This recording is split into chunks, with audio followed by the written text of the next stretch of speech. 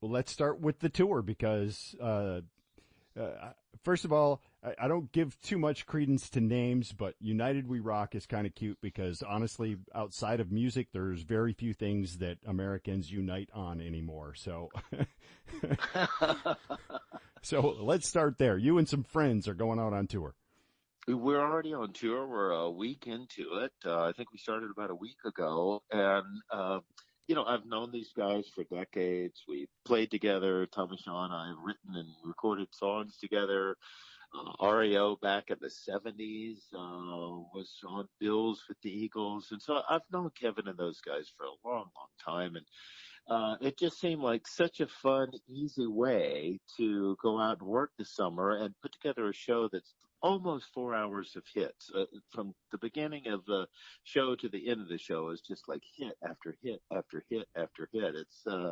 It's pretty amazing and pretty astounding to have a show with that much well-known rock and roll, so many hits, and so much fun. Everybody is up dancing and rocking and having a great time on this tour. So, and then off the stage, we go play golf together and go to dinner together. And I mean, we're like friends. There's no drama. There's no hissy fits. There's no divas. It's fun. It's more like a family than anything that we get to share off the road, and then on stage, it's just a remarkable show itself. I guess I'll go in that direction. I was going to say, there's probably less stress on this tour, and you just talked about that a little bit. But would you go so far as to say it's more fun to tour now than it was, say back in the 70s? It's a lot more fun. I don't have to work. I have to work because I love to play, but I don't have to work and go out and tour. So if it's not fun and it's not with a bunch of people that I like, and I know that the 24 hours a day, whether we're on the road or off the stage or whether we're in an airport or a bus tour or whatever we're doing, I know we're going to have a good time with these people. That's why I'm here. The shows are great. The people are fun to live with and work with, and it's just a great experience for me to be out touring. It is a lot more fun now than it was in some of my past experiences on the road.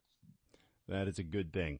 Is there any cross-pollination going on between bands? I know in the past you'd go up and jam with Styx or have, a little bit of this guy jams with that guy type of thing. Any of that going on? I will say that there are some surprises in the show. And I don't want to, reveal any of the surprises, but there are some people sitting in with other people throughout the course of the evening, and it's just a lot of fun because everybody, like I said, knows each other, plays with each other, has good fun with each other, and so yeah, there's some fun, exciting surprises not only for the band to be able to do that makes the show fresh, but for the audience to see people walking out and sitting in and doing different things. It's really fun. We're having a great time. Well, in between dinners and golf, is there any opportunity to hit the local store and maybe add to the guitar collection? It's funny. I was just online.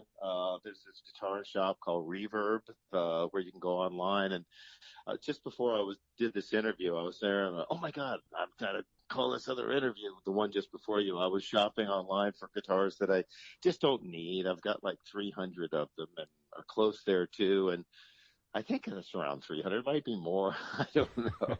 But I'm addicted to guitars. I love guitars.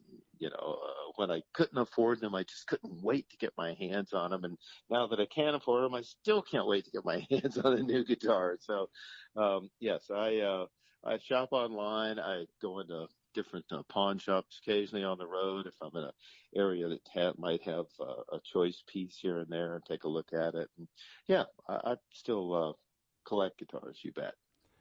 I'm not sure why. I guess it's just a little kid in me, but I've always kind of wanted to hold those guitars that have had a couple of famous owners.